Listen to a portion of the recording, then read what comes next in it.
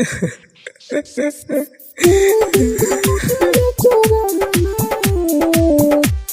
मां Saraswati recording studio सिसवा।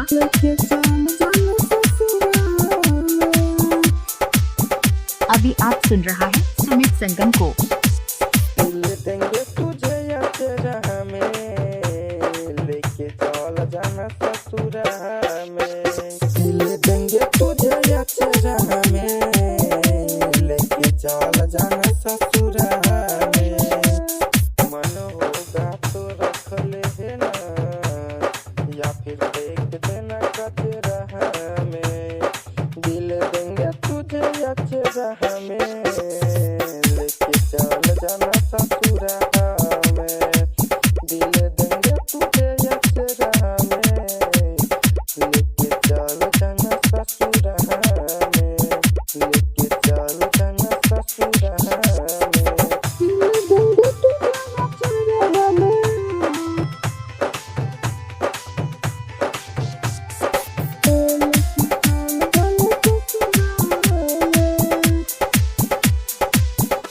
Mix by Sumit Sangam DJ Abhijeet. जय मां सरस्वती रिकॉर्डिंग स्टूडियो सिसवा। तेरी ये जुदाई हम न सहेंगे, तेरे बिना जाने अब हम न रहेंगे। तुम जब जाती हो पिया के साथ में, दिलवा के बात अब किसको कहेंगे। तेरी ये जुदाई हम न सहेंगे, तेरे बिना जाने अब हम न रहेंगे।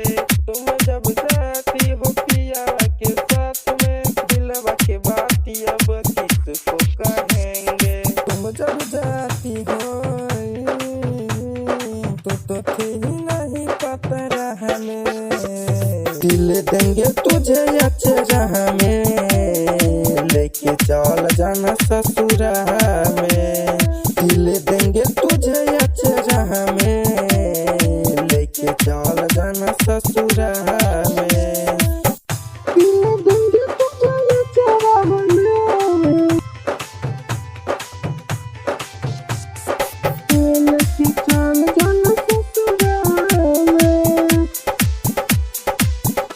Mix by Sumit Sangam DJ Abhijit.